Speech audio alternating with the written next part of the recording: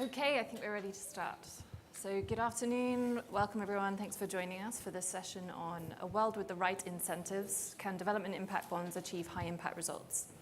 I'm Sophie Edwards, a senior reporter with DevEx, which is the media platform for the international development community, and I'm delighted to be moderating this session.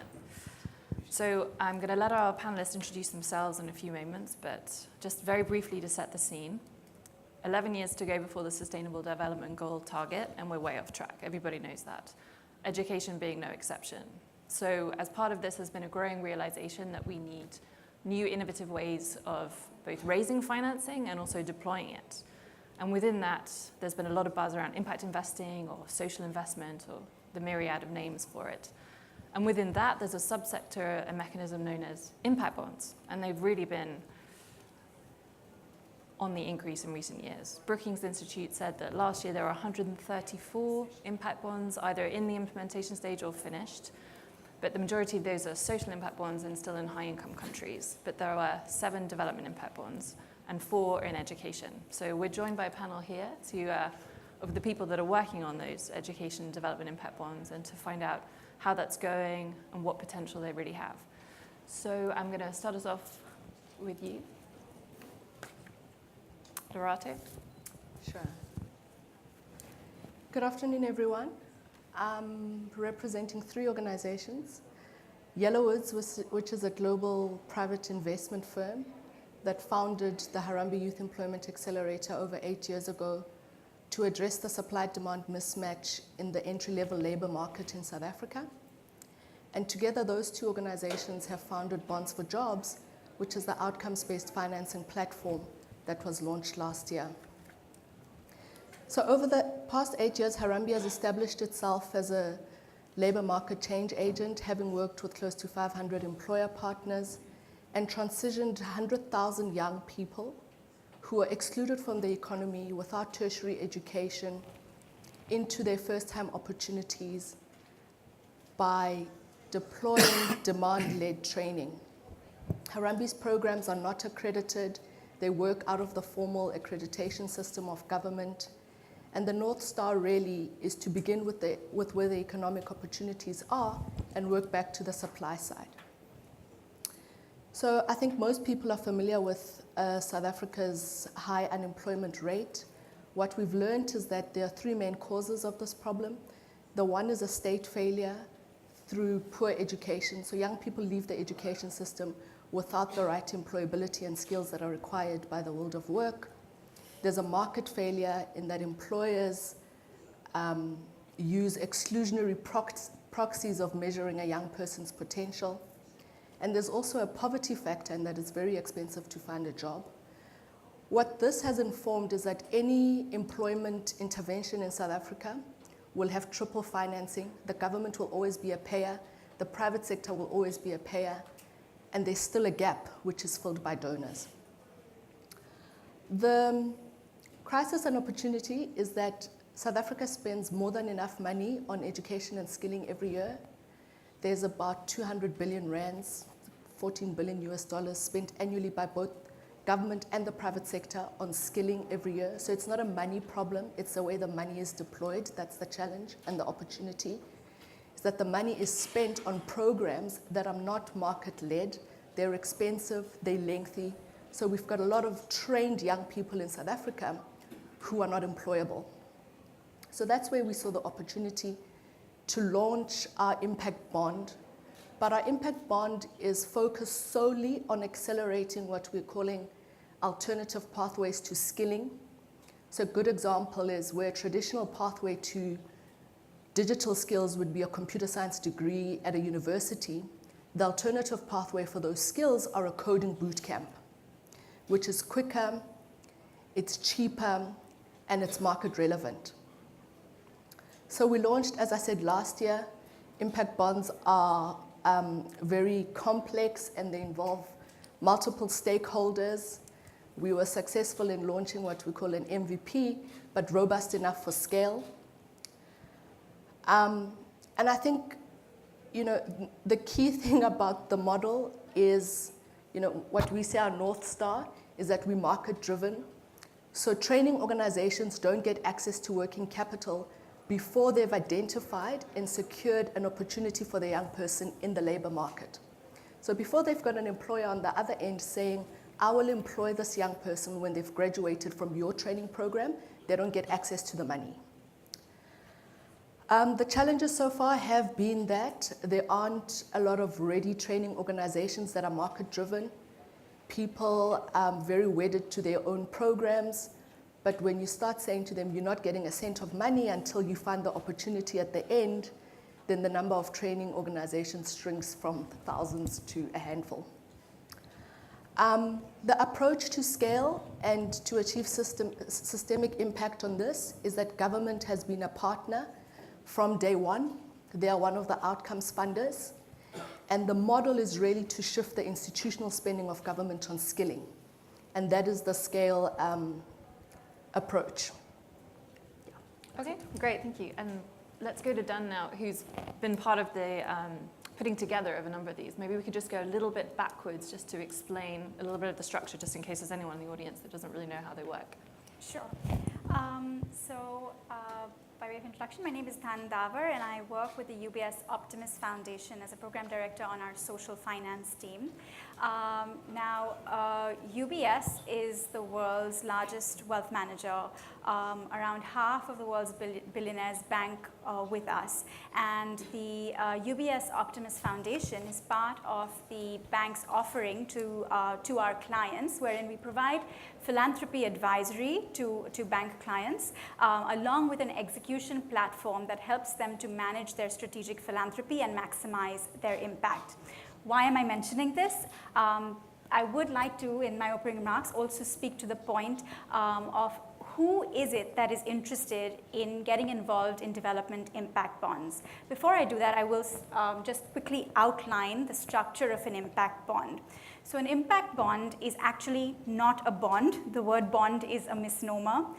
It is really a series of flow-down contracts wherein a group of funders, known as outcome funders, agree to pay for a program only if predetermined targets are met. So in the case of education, those targets are typically learning outcomes. Now, to run the program, there is a role of a risk investor. The risk investor provides upfront capital to implementing organizations, NGOs, schools, etc., to run the education program. And if learning outcomes are achieved, the risk investor will be paid back by the outcome funder and can possibly earn their capital along with a return. That return is not necessarily a commercial risk-adjusted return. It can be non-risk adjusted, but it is something over and above the investment that they made.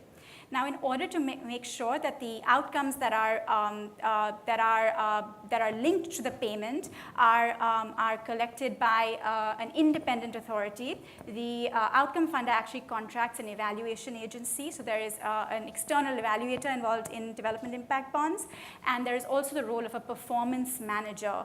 In Harambee's case, that Harambee plays that role with the Quality Education India DAPE that is supported by British Asian Trust as outcome funders and UBS as risk investors.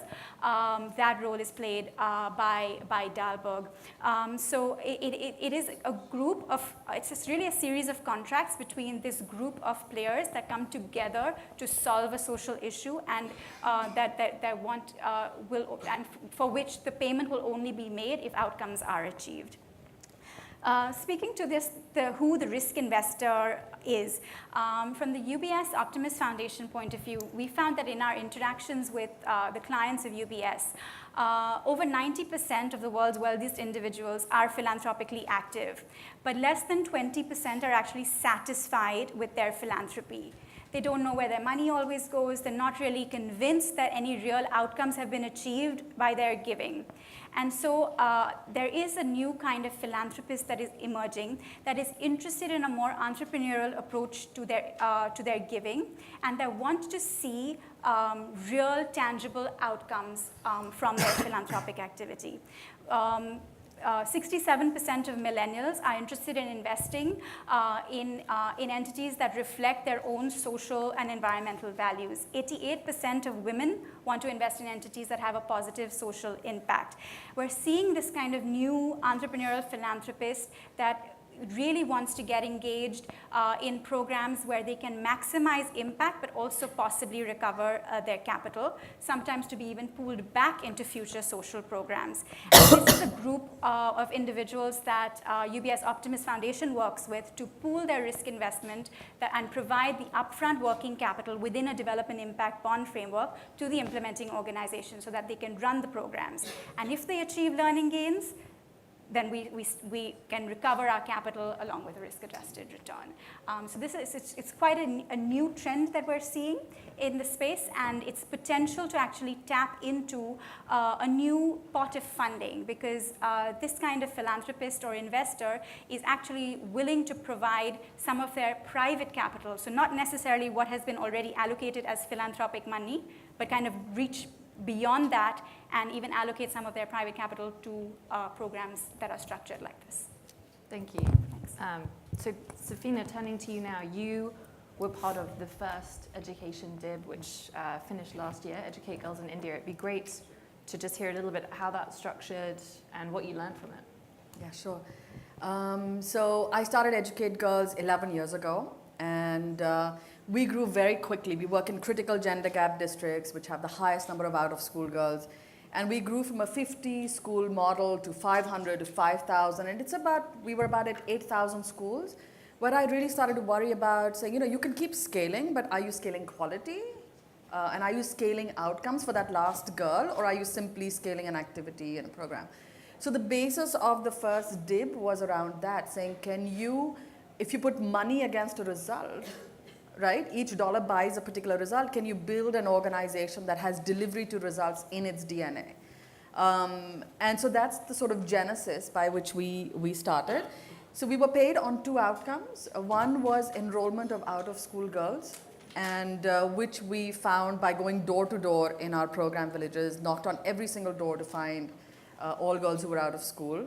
And then every time a third-party evaluator verified that, yes, this girl is back in school, would trigger a payment.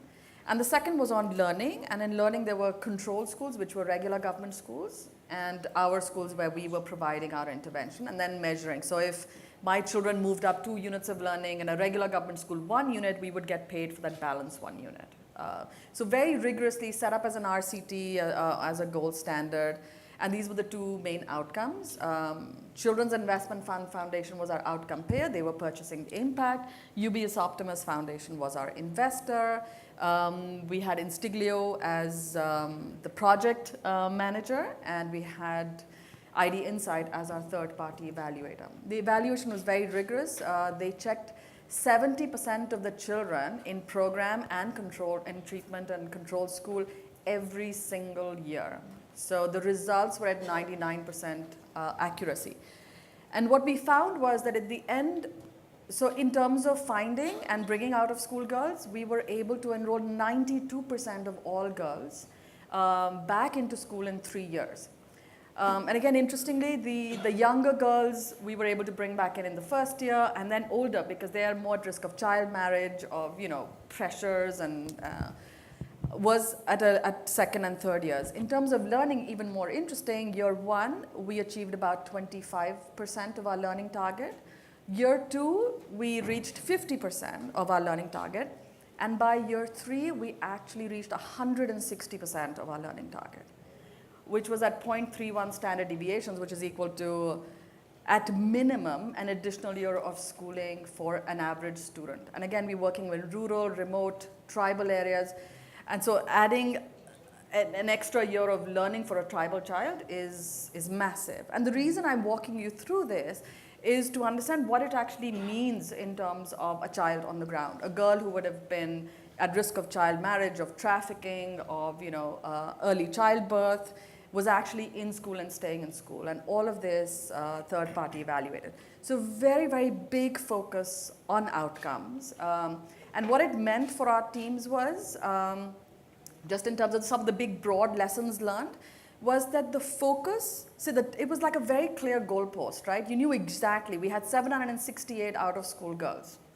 And the field team has a very clear view on what is expected of them, right? Which helps them run with it. So it creates a big ownership.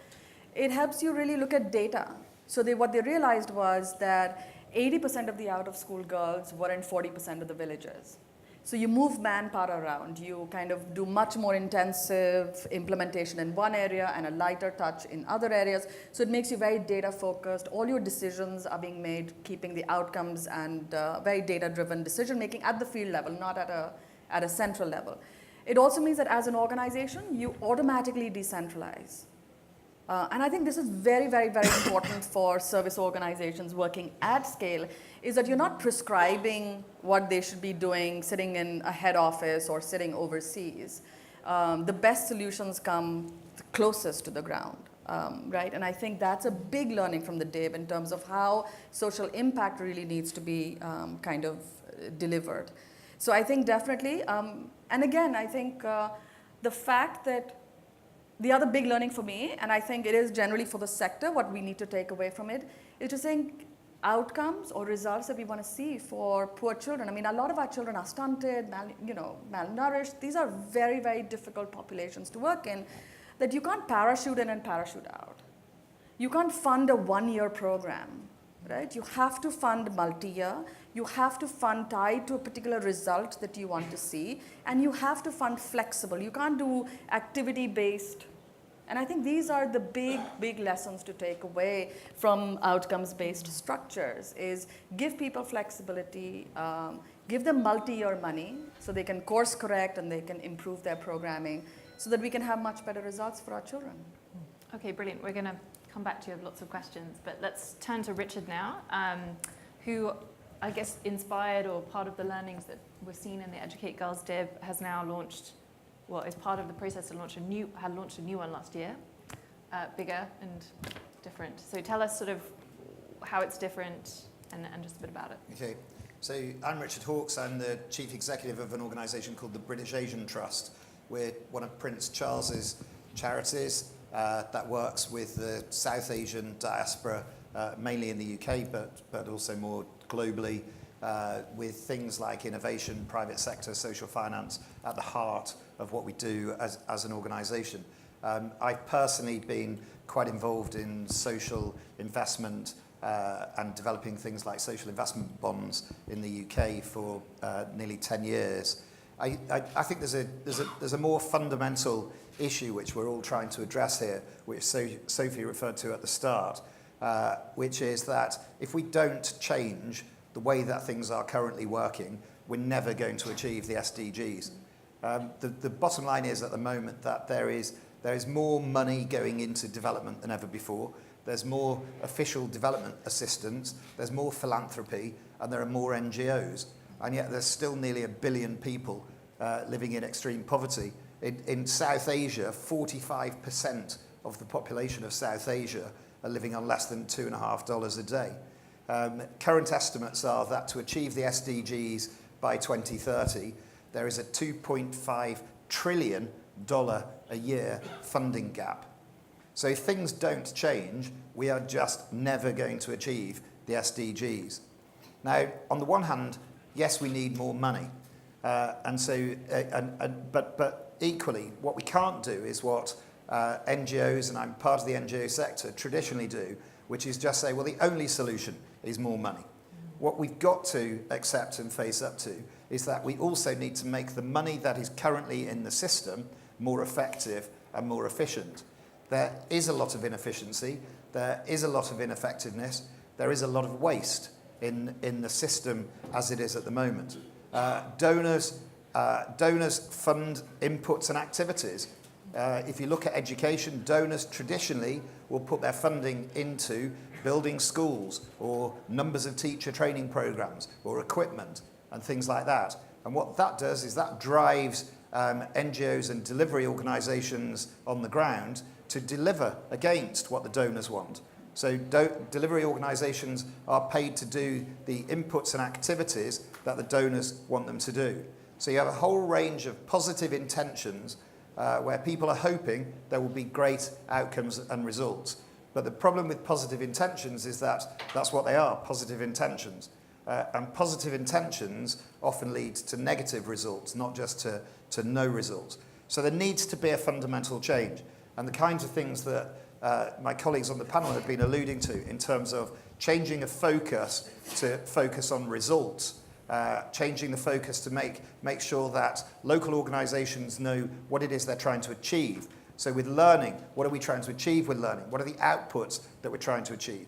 Then changing donor behaviour so that donors only fund the outputs and the results, as opposed to funding activities that might not have any results whatsoever. So we've got to change this. We've got to change the way that donors work. We've got to change the way that delivery organisations work. And development impact bonds are one of the ways that you can try to bring about this change. So they do provide mechanisms to bringing in new money. They definitely provide an opportunity to influence the way that things happen on the ground. So Safina just summarised there, and she'll go into more detail, I'm sure, about the changes that Educate Girls has gone through to be able to focus on the results that it's trying to achieve. And there are hundreds and thousands of other NGOs in India and across the world that can learn from that. We've also got to change donor behaviour and get donors to start looking at how they fund results and have confidence in the local organisations on the ground, which you both said, to then deliver those results, rather than global donors sitting in ivory towers in Europe and North America thinking that they can tell organisations on the ground what to do. And development impact bonds offer an opportunity to challenge all of that and to do things in a fundamentally different way. What we have done in partnership with UBS is built on the learnings from the tremendous pioneering development impact bond that Safina led, and said, okay, what are the learnings from this? How can we build on that? How can we take those learnings and looking at then take that to another level? Which is always the brilliant thing when you're pioneering with something like Safina has done. And together with UBS, what we've been able to do is structure an $11 million development impact bond focused on education.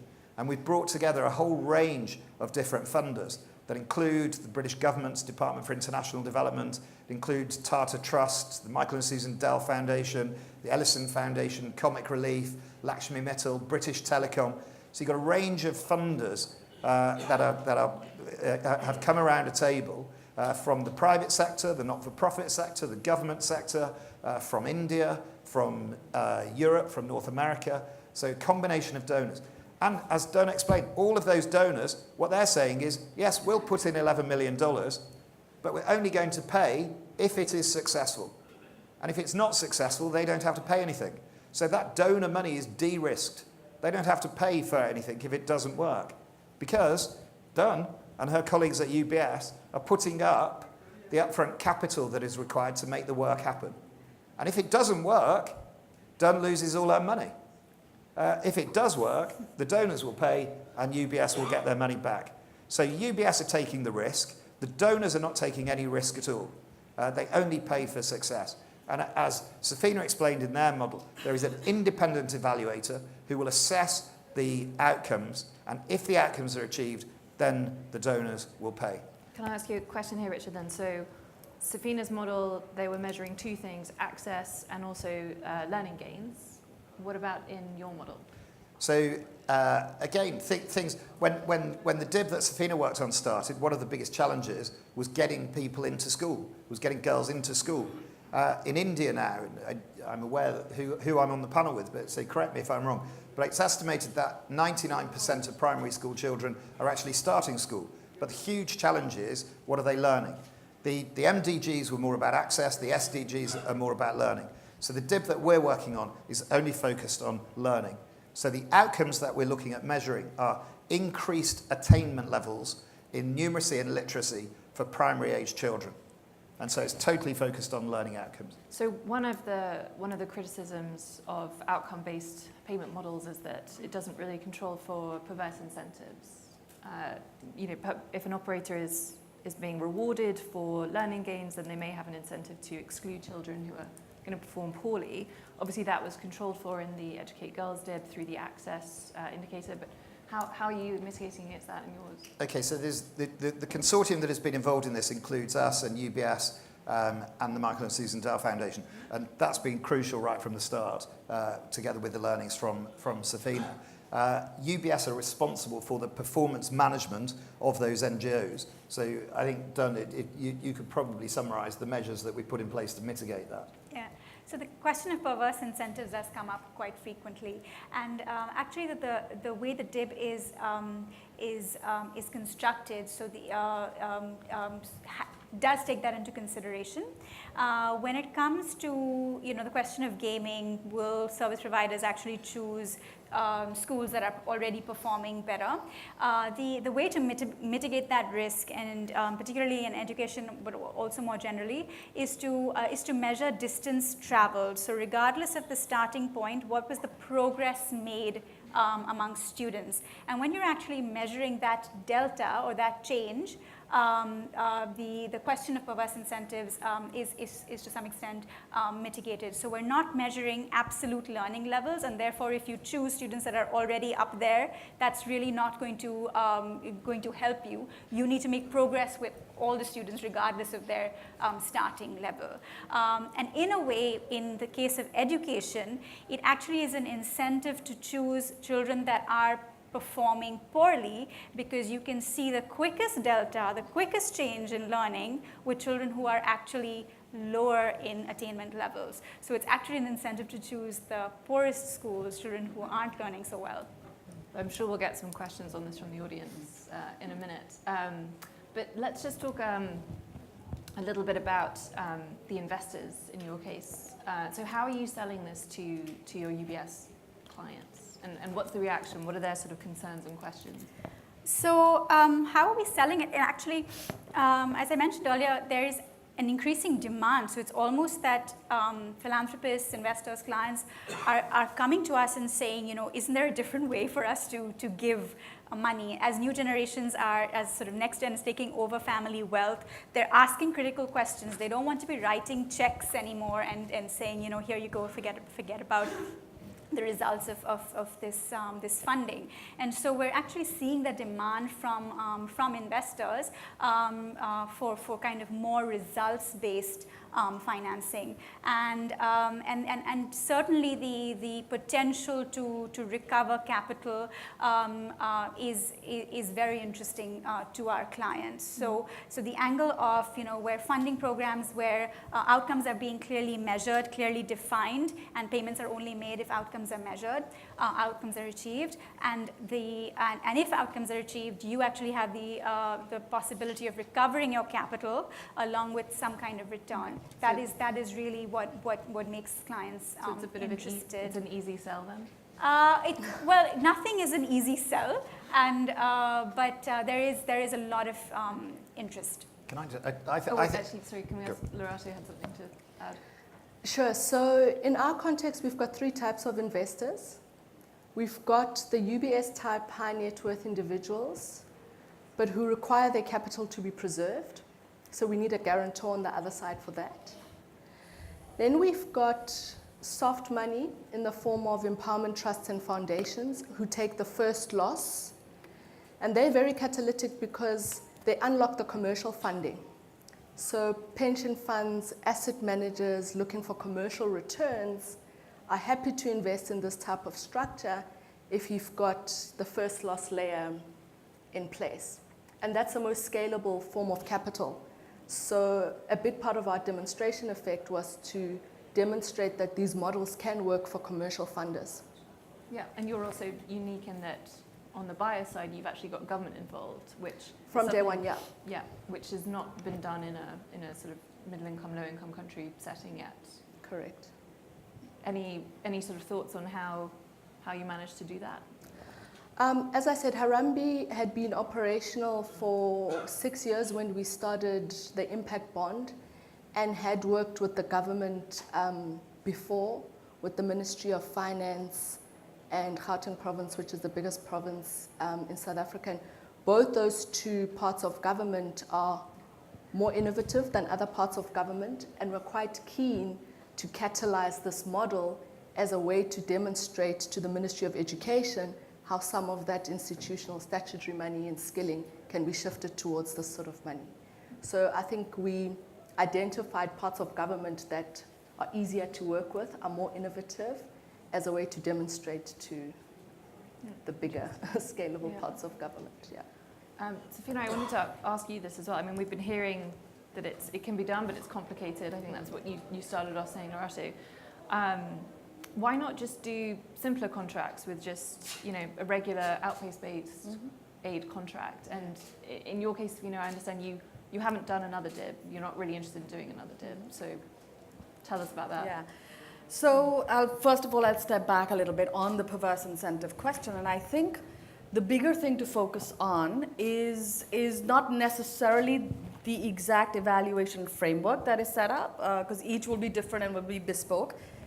I think the biggest piece to step back on is just like activity-based funding is prescribing what you should do in a village in rural India, which is what we're saying step back from, is with all of these transactions are you expecting a private party with money to decide what is the outcome to be delivered for that tribal child, right?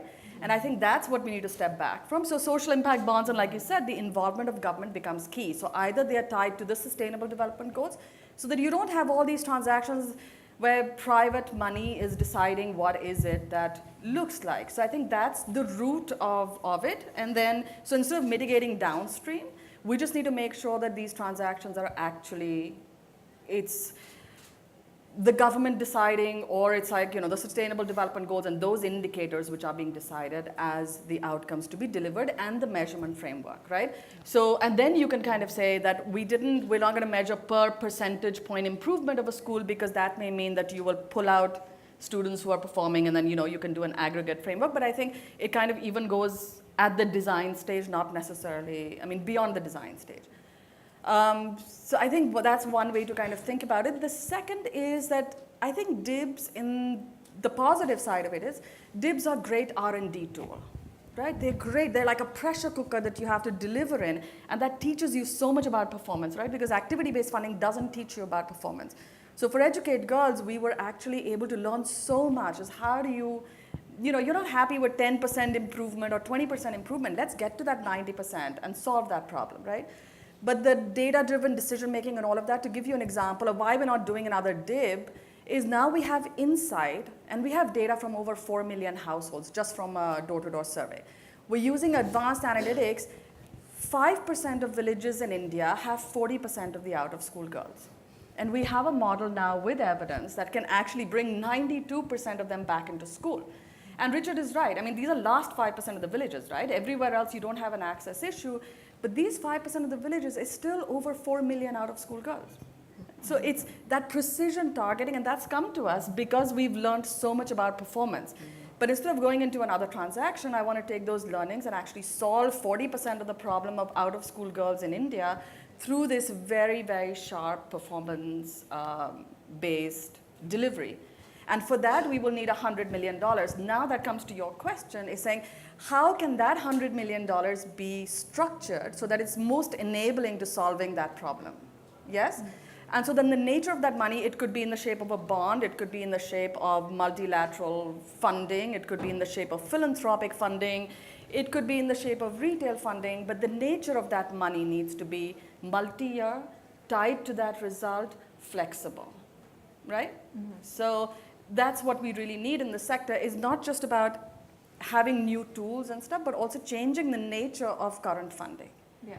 Right? And that is what will have the biggest multiply and ripple effect, is if the grant money today changed from activity-based to more outcomes-based, you would actually be able to accelerate to those 40% of the out-of-school girls very, very, very rapidly, and ensure that you would deliver and close that problem. But do you need a DIB to do that, or could you just have outcome-minded funders? So I think it's outcome-minded funders.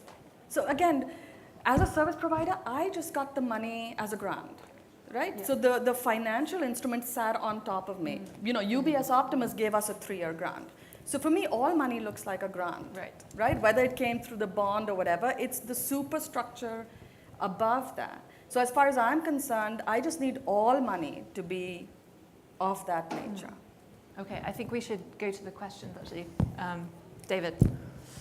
Yeah, David Archie from just a couple of observations. I think it's very striking that the person who's probably been most involved in the largest development impact bond in the field of education is saying she doesn't want another one. I think that's very revealing. I think there's a number of reasons for that.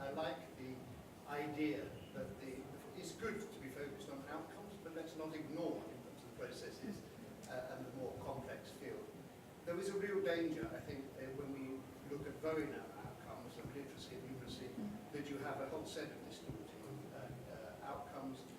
You get people focused very narrowly on teaching to the test. You might get great results in literacy and numeracy, but you destroy other aspects of the learning process. An education system that should be about fulfilling the sort of full aims and the full personality of children. The worry would be that one of the tendencies within a narrowly framed development impact bond would be that you encourage behaviour which actually distorts the wider aims of education, and that really does need to be taken seriously. It's very striking, I think, this morning that we heard from the Varkey Foundation that there's very compelling evidence now that if you focus on quality teachers and professional teachers, that's the biggest determinant of improving outcomes. So we don't have to go through all of this elaborate process. The second critical thing for me is that this is really playing at the very margins of what is really needed. A few $1 million here and there of impact investment is not really where the change will come, and it won't come from donors and from aid. It will come from domestic resource mobilisation. As the Education Commission itself says, 97% of the financing for education needs to come from the domestic financing. The big challenge is how to get governments to be looking at how to create more effective investments in the field of education, and playing around with bits of aid, however one is framed, is really very insignificant in the big scheme of things. Richard and Safina, perhaps you could... Sure, I'd like to take some of those pieces. So I think I agree with you. We need quality teachers and stuff, but I think a lot of the times just having the right content and the right capacity, but that's what it translates into, saying we will do all this training and capacity building. Sometimes, and a lot of the times actually, we see it doesn't actually close the execution gap. The other piece is, just from my own experience of 3 years on the ground working in some of the most difficult schools, we learned very, very quickly that just teaching, even a regular session plan, right? If you made it into a game, if it was an activity, if it was fun, children learned a lot faster, right? So in some ways, it's not completely divorced from saying if you narrow it down, that you're going to actually lose and it's going to become some of this, sort of straight-jacketed approach. We actually saw the opposite, is when you give people the flexibility and teachers the flexibility, the kind of session plans, the kind of activities that they will make will be much, much, much more child-centric. They may do things which are much more child-centric in the way that we realized that outcomes weren't moving for children who had low attendance. So our community workers actually went home. Every time a kid missed, school, they went home to make sure that they caught up so that they wouldn't have those lags. And that's the kind of stuff that I think the outcomes focused kind of helps you generate. We iterated the content 20 times in 1 year, right? To get to that exact thing, because we realized that kids don't learn subtraction because they didn't learn place value. So you kind of help keep bringing them back to what's really missing. And in village school, in tribal schools, a lot of the times it becomes about just, going from chapter 1 to chapter 2 to chapter 3. But the outcomes focus allows you to stay with the child and make it much more child-centric. So in some ways, my ground experience didn't play to that. It actually played to the fact that it made you much more individual, personalized, child-centric approach to actually be able to get to those outcomes. A couple of things. So the fact that Educate Girls is not involved in the next DIB, for me, is an example of what a great success the pilot was. And why would they be involved? It achieved a fantastic purpose for them, which Safina has said has now put them in a position where they understand as an organisation how to collect the data and the evidence to focus on the results that they're trying to achieve. There are thousands and thousands of NGOs in India that aren't doing that, that are driven by poor donor behaviour from international NGOs and funders that focus on activities and inputs and not on results. And so the fact that it's driven that change in Educate Girls is a great example for other organisations to then get into that space. I'd also agree, of course, a couple of DIBs here and there, 130 DIBs here and there, isn't going to answer everything by itself. What it is going to do is have the transformative impact on other donors. So if you look at the DIB that we're working on, we've got agreements in place with the governments of Gujarat and Delhi, who are looking at the work that we're doing over the next 4 years. because there are 3 different delivery organisations on the ground, and they all work in different ways. So maybe quality teachers is the thing that leads to the best outcomes, but maybe it isn't. Maybe there are other things as well. Maybe nutrition is. Maybe there are other things. But nobody knows unless they collect the data and the evidence to prove it. And unfortunately, NGOs just don't do that. And what this is forcing, and so in our model, is forcing data and evidence to be collected that can then inform future decisions. So we're going to be able to sit down with the governments of Gujarat and Delhi in 4 years' time and say, we've now got the evidence that shows which interventions lead to the best results at scale, hoping then that there's the potential that those governments then come on board and fund in a very different way to achieve much better results. Yeah, I'd just like to add that I think Richard is right in the fact that we wouldn't be here and we wouldn't have these insights if we hadn't actually done the DIB.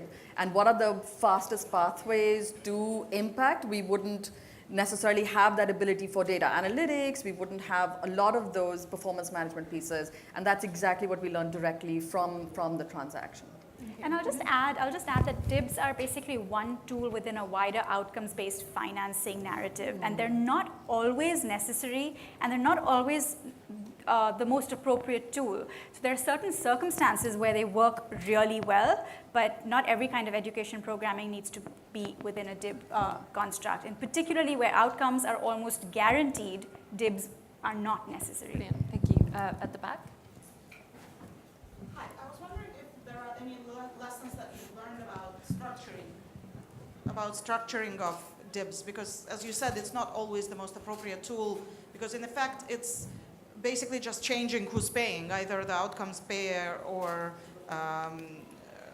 sort of somebody who's financing the own NGO work on the ground. So in economic terms, you know, it's important to look at whether sort of the time spent by the employees of the donors, you know, for consultants who help structure it, is worth sort of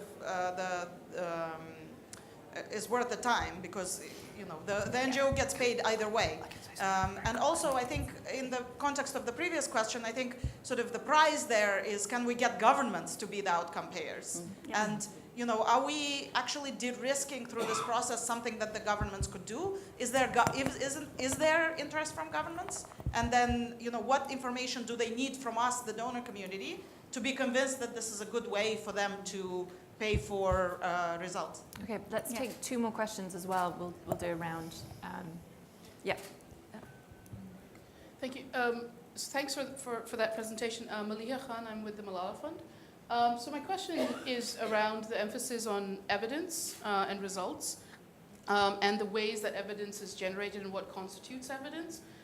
Clearly, for some issues, you can have evidence of a certain type. I was a bit concerned about how much emphasis was being put around RCTs and a particular type of evidence that can be collected. Even the biggest proponents of RCTs will say that it's only appropriate for a very, very narrow type of issue that you might want to be addressing. And so is there, you know, just a caution around and a question of, is there an openness of what constitutes evidence? What would be appropriate evidence for which issue, and what would be convincing to people? I think particularly in the new type of philanthropy, there has been a narrative around the gold standard, and that automatically has been equated to RCTs, and that's of a little bit of concern. Okay, and a question, if you just pass the microphone forward to Emma. Thank you. Thanks. Hi, Jen. I'd love to hear a little bit more about where you think they're really appropriate and where they're not so appropriate, and also what's happening to the market generally. Well, what's happening within UBS, you know, how much this is growing, how the returns are for you and your clients, and what's happening in the market more broadly. Sure. Okay, brilliant. 3 great questions. Let's start with, is it worth it, all this structuring? Are you just sort of moving the money around? Who wants to answer that? So I actually don't think they're that complicated to structure. I think in a traditional philanthropy structure, you have someone might pay, they'll often pay an international NGO that then pays local NGOs. In a DIB, you still have that person paying, they just pay at the end rather than at the start, because somebody else is putting the capital up front to enable it to happen. So you're not shifting who's funding, you're shifting who's taking the risk. And so it's the risk for the donors is de-risked. The funders are only going to pay for success. One of the huge advantages we've had is the fact that Safina had already done it. And so we were able to take the model that Safina had worked on, sit with her for hours and say, what would you have done differently? How did you do this? How do we learn from that? And do it faster than we would have done if Safina hadn't done it.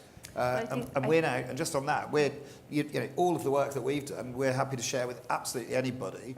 And so a time will come, with anything new, it takes a little bit longer.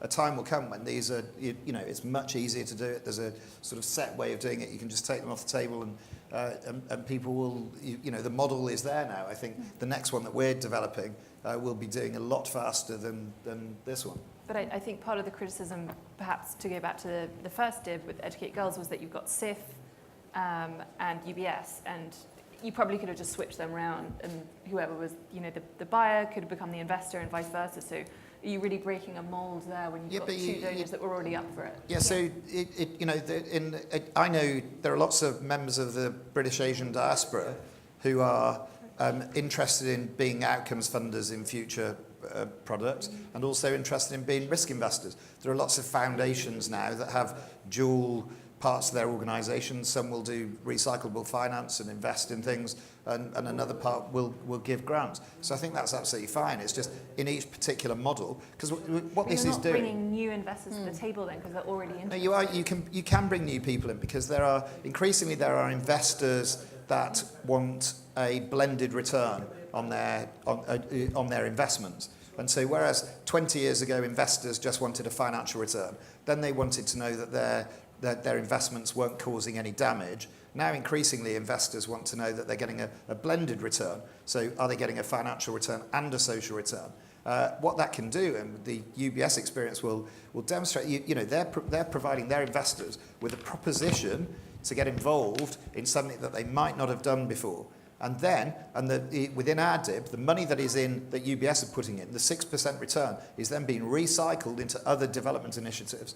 And so that's more money that's going in. We've attracted outcomes funders that are now part of this development impact bond that wouldn't have put their money into education in India if it hadn't been the attraction of doing this kind of development impact bond. You're also freeing up money, because if you're making, if you're saying that 100% of donor money is going on results, I have no idea what the percentage is in traditional philanthropy, but it's certainly nowhere near 100.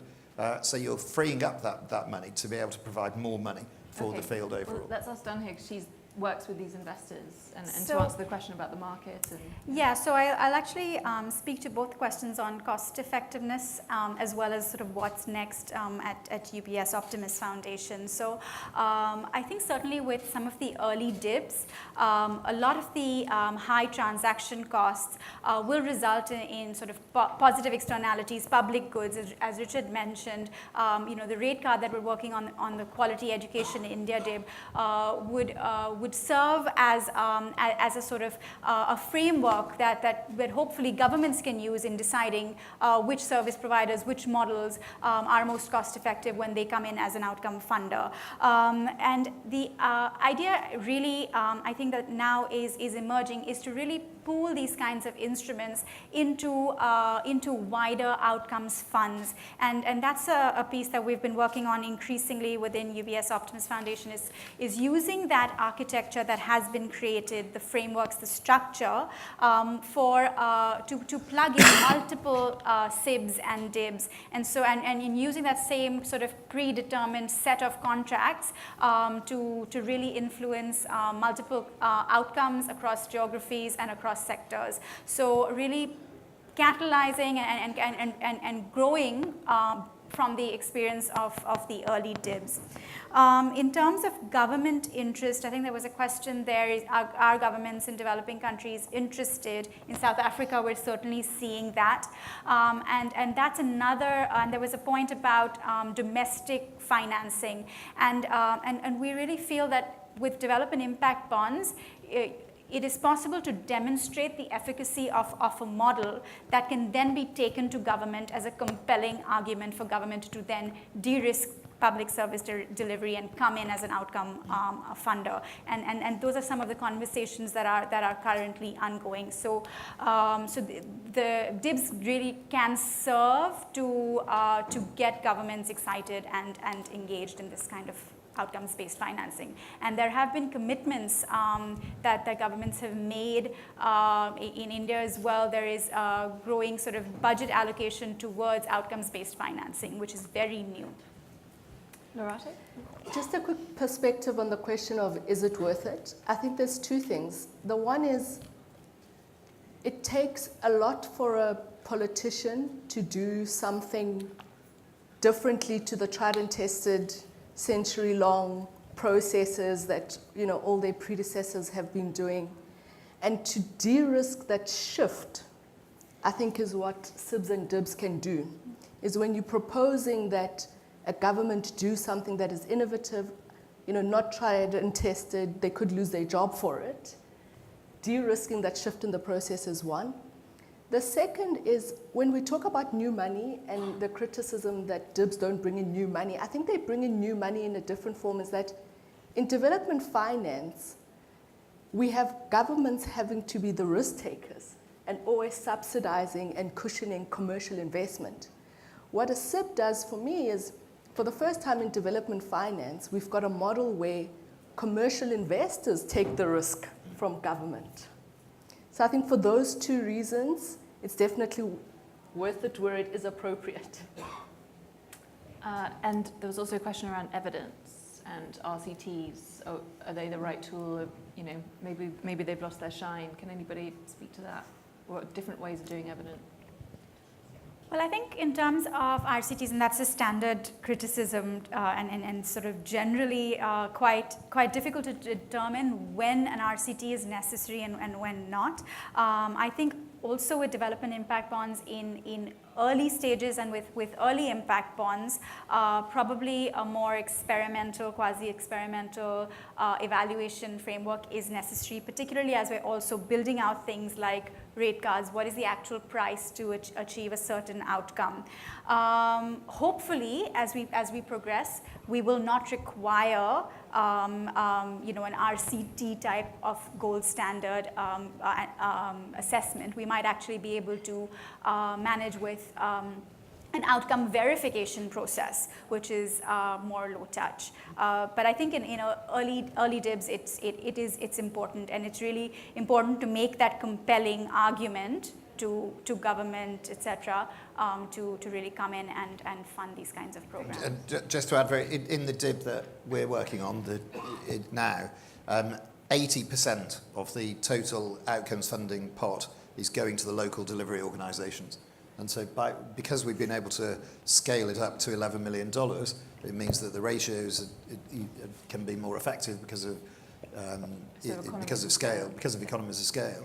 And so, and we said right from the start, we wanted to make sure that 80% goes to the local delivery organisations, which is definitely comparable favourably to most philanthropic structures. Yeah, so that's opposed to going on management, legal costs. Yeah, 80, yeah. Okay, and I think I should also just mention, I think ours was the only one that is structured as an RCT. I think all the other DIBs and SIBs are mainly verifying administrative data and stuff. And ours was structured as an RCT very much because it was the first in education and the first in the developing world. It was the first one getting out of US, UK context, and people were like, nobody will even believe, because we're such a challenge at the village level or at a ground level for us. So I think for that reason as well, it was saying because it's a proof of concept, because it's being done at the first time in India, in a rural tribal area, that it was structured only for that. But I don't think it necessarily needs to be going forward. So it was more an anomaly. It's not necessarily the case with all DIBs and SIBs. We've got just over 5 minutes, so I think time for a couple more questions. Yeah. I just wanted to answer. I'm Dr. Dattenberg-Doyle from Right for Education, so we do education in Africa. And I would like to talk about the question he asked. I run schools in Ghana, and it was impossible to get kids to school, very difficult. And the government very quickly decided that you pay, instead of tax, you pay school fees. And I can tell you the attendance rate, particularly for the girls, is 100%. Because once they're paid for their education, I might as well send them. And I think the research that you're doing right now, which is relevant, has been done somewhere else already. And maybe we do the same research 2 or 3 times or 10 times over in each country again and again and again, when really we know the method works and it's a policy question. Okay, any other questions? Yeah. Hi. Have you seen a shift in outcome implementers, that they are now collecting more data just to see that they are actually creating the change that they're hoping for, or is that only if the funder is requiring it? So can I take that? So I think all of the data that my field staff collects now is data that they need. So it's not prescribed by the donor. So to give you an example of just like bringing out of school girls into school, so I found that one of my field teams was collecting a lot of data on, they do village meetings, neighborhood meetings, individual counseling. So at their own level, they were collecting data to see what kind of, does a village meeting, which means it takes 2 to 3 days, you have to gather a large number of people, does that shift enrollment faster, or doing a neighborhood meeting, or doing individual counseling? So they're actually thinking of data through that. And what they realize, and it's very interesting, that if you do a movie screening or something, awareness goes up, and people will say the right things, but enrollment doesn't go up. Right? But it's usually like, so people will say like, yes, it's very important to educate girls and all the rest of it, so all the campaigns that you do and rallies and all the rest of it, but what really shifted actual outcome was individual counseling and neighborhood meetings and stuff. So that kind of data is, nobody prescribed that data, and they just kind of wanted to see where should I spend my time and what should I really kind of focus on. I think maybe actually I might use moderator's prerogative here and ask a final question, which possibly we should have started with, I'm now thinking. But what is specifically useful or not about DIBS for education as a sector? Because in the 134 that I mentioned that are around the world, hardly any are in education. So is it a suited tool to education, and in what sort of conditions, or is it not? Anyone who has thoughts on that? Dorothy? Certainly from a post-school education and training perspective, there is one simple goal, is to get young people economically productive. So I think DIBS are really helpful in focusing and removing the noise about what is the purpose of post-school education and training, and it is just to get young people into jobs. Okay. I think there are definitely some sectors that DIBS don't necessarily lend themselves to. And I think where you are able to have measurable outcomes, then, so in areas like jobs, skilling, health, education, things like that, they're more appropriate. You still, picking up on that point that was raised earlier, it's been really important in our DIB that it's not just a blunt measurement of numeracy and literacy. There are a whole range of other softer outcomes that the donors aren't going to pay against that are still important to ensure there's that wider quality of education approach.